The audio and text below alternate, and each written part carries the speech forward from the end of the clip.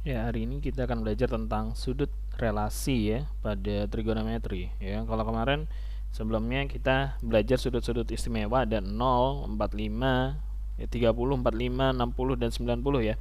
Nah, nanti gimana kalau misalnya sudutnya lebih dari 90, lebih dari 180, lebih dari 270 ya. Yaitu menggunakan ini nih. Ada di sini namanya kuadran ya. Kuadran di sini untuk trigonometri dan sudut itu sama dengan kuadran di koordinat, yaitu arahnya berlawanan dengan arah jarum jam, yaitu ke sini ya. Nah, jadi ngitungnya ini kuadran 1 itu ada di sini, ini kuadran 2, ini kuadran 3 dan ini kuadran 4. Ya.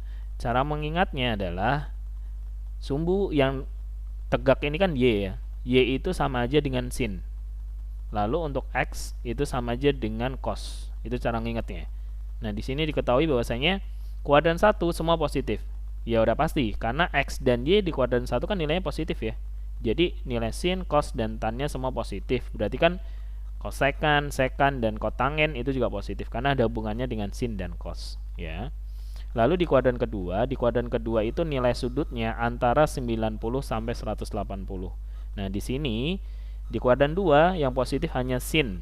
Ya benar, kenapa? Karena di kuadran 2 kan biasanya positif hanya Y ya. Nah, Y itu kan sama dengan sin. Jadi nilai sin pasti positif. Selain sin, nantinya akan negatif di kuadran 2. Lalu di kuadran 3 yang positif hanya tangen. Kenapa hanya tangen yang positif? Karena tangen itu kan didapat dari sin per cos ya. Yaitu kalau X per Y sama-sama negatif di kuadran 4, kalau dibagi kan jadi positif. Makanya yang positif hanya tangen saja di kuadran 3. Nah, di kuadran 3 sendiri itu sudutnya antara 180 sampai 270. Lalu yang terakhir ada kuadran 4. Nah, di kuadran 4 ini hanya cos yang positif, yaitu X-nya aja kan. Nah, selain cos berarti nilainya semua negatif. Kuadran 4 itu terdiri dari sudut antara 270 sampai 360 ya. Nah, ini dirumuskan dengan demikian nih caranya. Ini kuadran 1 rumusnya ini.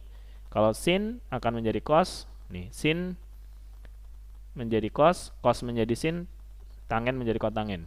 Tapi kalau kuadran 1 mah nggak perlu dihafalin ya, karena kalian kan cuma pakai sudut-sudut istimewa aja kalau di kuadran 1, yaitu misal 0, 30, 45, 60 dan 90. Dan hanya ini aja yang perlu kalian hafalin.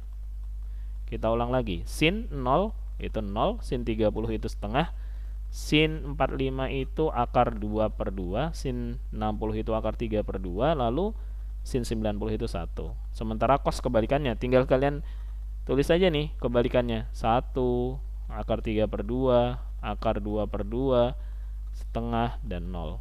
Nah, sementara tan, pembagian antara mereka 0 dibagi 1, 0. Ini dibagi ini berapa tuh ya? Akar 3 per 3 ya kalau nggak salah.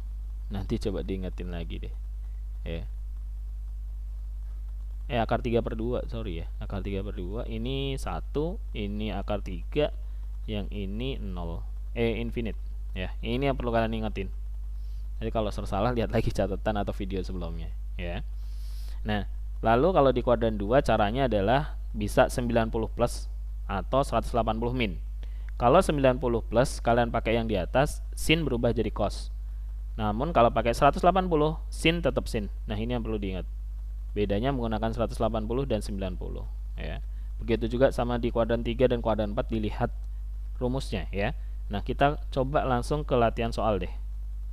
Misal sekarang Ser punya sin 120 derajat ya. Dilihat 120 derajat itu terletak di mana? 120. Berarti kan antara 90 dan 180 ya. Berarti 120 itu artinya di kuadran 2. Nah, ini kuadran 2. Nah, sekarang kita lihat yang ditanyakan sin. Sin di kuadran 2 bersifat apa? Sin di kuadran 2 bersifat positif. Berarti kita hasilnya nanti harus positif. Kalau kalian dapatnya negatif udah pasti salah. Kita coba dulu pakai rumus yang pertama, yang ini 90 plus.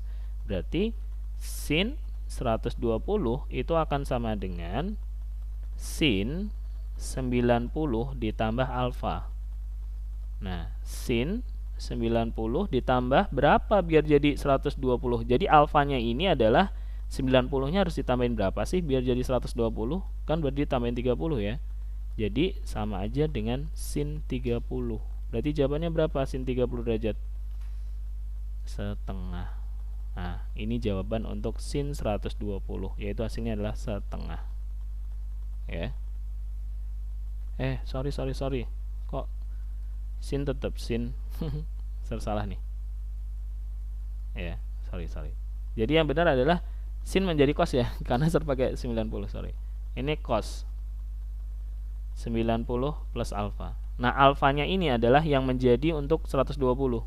Jadi 90 harus ditambahin berapa biar jadi 120? Atau cara gampangnya langsung aja 120-nya kalian kurangin dengan 90. Berarti kan alfanya sama dengan 30 ya. Jadi sin 120 itu akan berelasi dengan cos 90.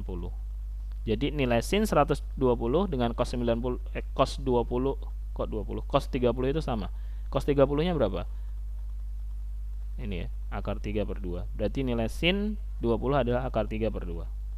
Nah, ini kalau pakai rumus yang 90 plus. Nah, sekarang kita coba kalau pakai rumus yang 180. Jadi sin 120 itu akan sama dengan, ingat sin jadi sin ya, tadi salah. Sin jadi cos kalau 90. Tapi kalau 180 sin tetap sin. Berarti ini sin 180 dikurangin alfa. Nah, alfanya berapa? Ya tinggal kurangin aja 180 kurangin 120. Berarti sin 60 nilai alfanya ya. Jadi sin 60 berapa? Sin 60 adalah akar 3/2. Tuh, sama jawabannya. Ya. Nah, saya kasih contoh satu soal lagi deh.